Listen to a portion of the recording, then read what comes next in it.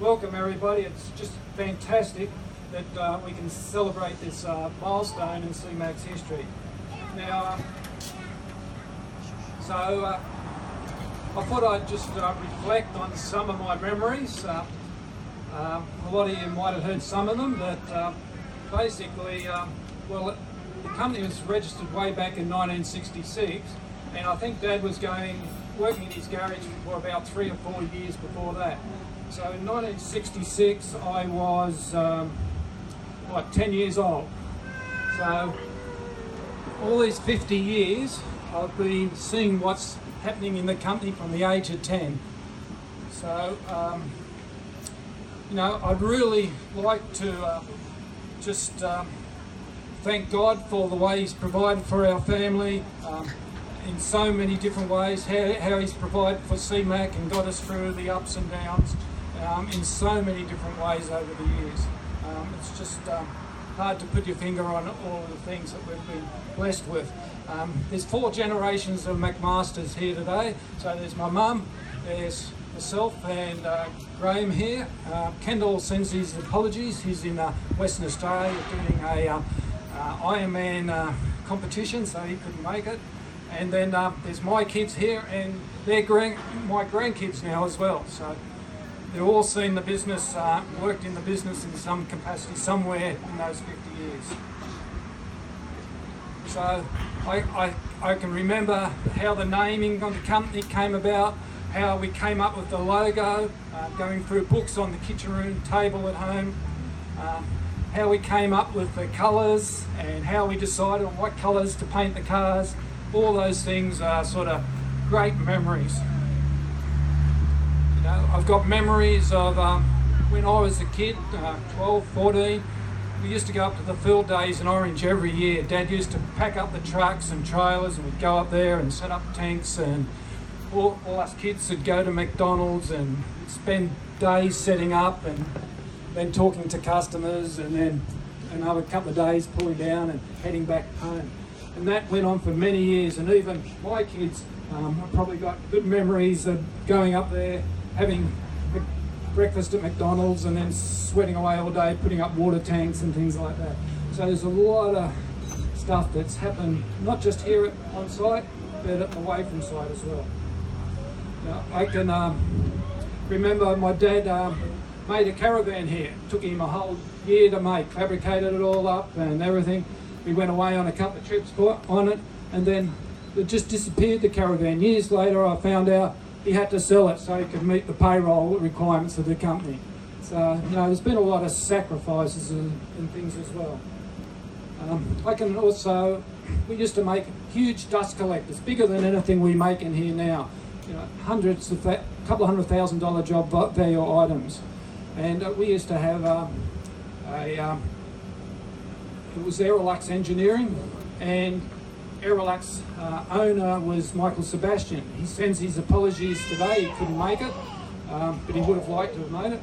And he actually wanted to be a director of CMAC. So Cliff put him on as a non-financial director. So he would, when customers came to him, they'd do a search on him and find out that he had a lot of substance. He had a manufacturing plant and everything he was involved in. So we got a lot of huge orders back then, and down on Kellogg's, down in Botany, just about every dust collector that's on that building was made by CMAC here. And because of the dust collectors, we ended up buying placement machines and everything like that. So there's been a lot of people involved. I think of the Parramatta Tank Works too. Dad bought that, and there was bees out there at the tank works. And he asked me to get rid of the bees. Did I want them? So I went and got the bees, took them home, got bitten 1,000,000 times. I then decided to go to Hawkesbury Ag College and do an apiary course. And I've still got bees to this day, and occasionally I give away a bit of honey to everybody. So that came all about because Dad bought the tank works. So yeah, I remember people like Ray Faulkner. He used to be able to solder up a water tank faster than we could in later years silicon up a water tank.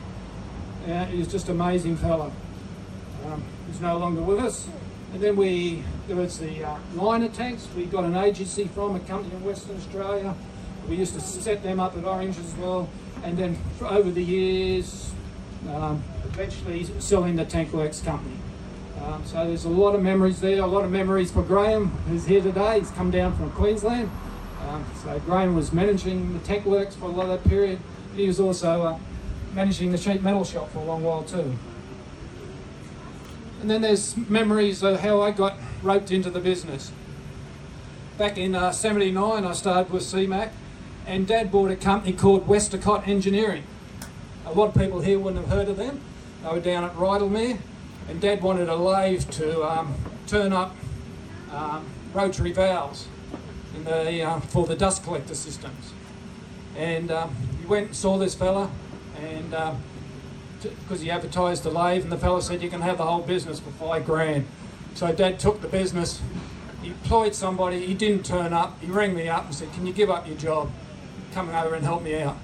And that was 38 years ago. So it was a real family business from then on. Another memory is Linfast Gear Cutting. It was another company we acquired. That gear over on the front yard over there, that was came from a company a couple of streets over. We used to get them to do gear cutting. They got into a bit of strife. I made us say, oh, maybe we can look at buying your company, and we did. And that's to this day, we've still got gear cutting going. We had three full-time employees gear cutting back then, but unfortunately, with the change of industry these days, we've got half a gear cutter now. But there's still only about one of half a dozen gear cutters left in Sydney. Then there was another company, AD Springs. We sell the spring shade houses now, and the benching through our involvement in the nursery industry. That's another whole complete story as well. I don't know how I'm going to keep this to 5 minutes, Frank. But there's a lot of memories here, a lot of memories. So yeah, AD Springs, we acquired that company, and all that benching now is made out in the corrective services. So we're teaching inmates how to get involved in the metal trade. So we've filled it into the community quite a bit over the years. And then there was Accord, Terry here from Accord, Industrial Acoustics. That's another company that's we're absorbed into CMAC, and we're just starting to get that all ramped up now. And when you go down to the workshop later, there's some great acoustic jobs down there for industrial acoustics, for silencing machines. Then there was another one, Anderson Engineering. It sounds as though we're an acquisition company, but this is 50 years. We're the Comet machine. So that was acquired a couple of years ago, and all the process of learning that. There's been numerous building extensions over the years. If you look at this building, there's about 3 or 4 extensions, and then one up, and Westacott Engineering was down at Rydalmere, and there's a lot of memories down there at Rydalmere. We used to get regular floods down there, and we'd be walking around the machine shop with water up to our knees. And then we'd spend a week pulling out all the motors, getting them rewound, putting them back together, and getting the workshop underway again.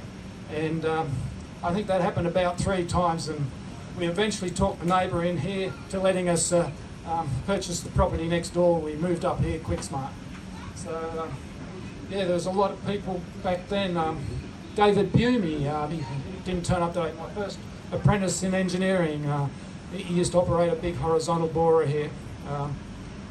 So there's been a lot of apprentices over the years. We've probably put 1 or 2 apprentices on every year, and you say 50 years, that's 100 apprentices. It's potentially gone for a CMAC over the years.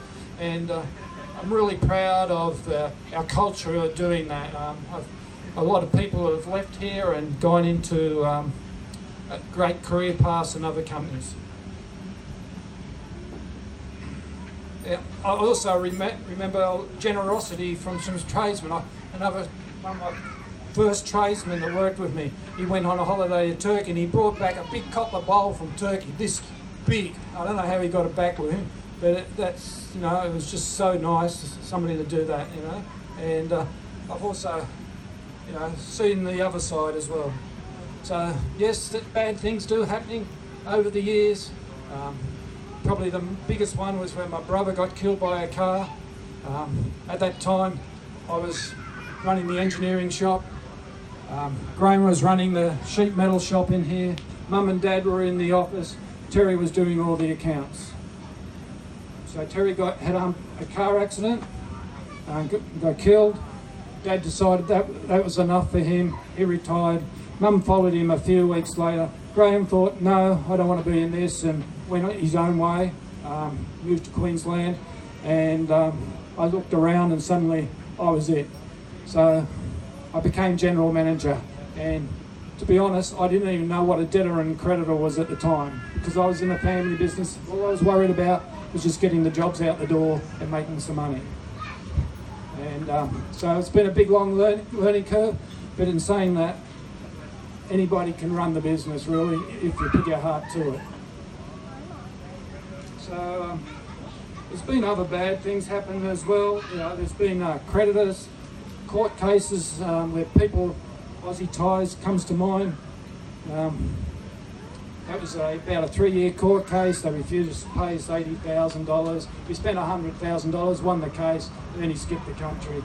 So I lost $180,000 over that one. So, you know, it's not all roses at times. I even remember Dad had a lot of trouble with a customer as well. He made the mistake of saying to the customer, we'll make it all and install it, and when you're happy with it, pay us. The customer was never happy, and that was a mushroom farm many years ago. So you do learn things.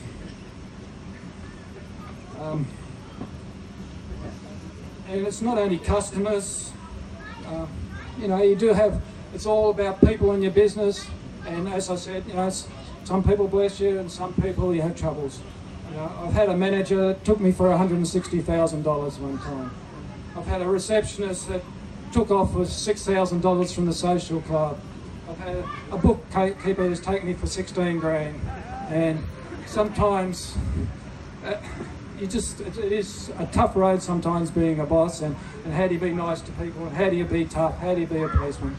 But in saying all that, I did enjoy it all. I've enjoyed it immensely. As Frank said, you know, there's been 40 families in the business over the years. We've provided for those families. We've provided, everything. So it's really nice that we've done that.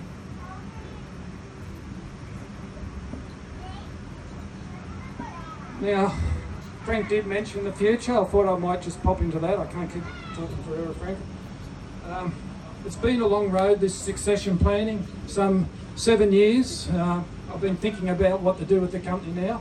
And we started that process, and then I had health problems, and then we tried the ESOP and different things. So it's been a bit frustrating for everybody. It's been an evolving process. However, I do believe that CMAC now is ideally positioned in many ways just to pass on the baton. So transferring CMAC's ownership onto a CMAC co-op, into the CMAC co-op, I see huge possibilities for growth for the company and long-term benefits for the staff, but also for the wider community and the impact that's going to have. Having a full board, a general assembly, a staff committee, a management team will take, I believe, CMAC to a higher level of business development. Something on my own, in myself, I haven't been able to achieve as a single person. Now, the McMaster family, I'll speak for the family generally, I hope you don't mind, guys. Hope is that through this legacy, CMAC will provide for the staff for many years into the future, and potentially it will be a model for a lot of other businesses to follow. So I'll probably just wind up there, and again say thank you for coming today and recognising this significant milestone in our family's history and 50 years of business. So thanks everybody, and enjoy your meal.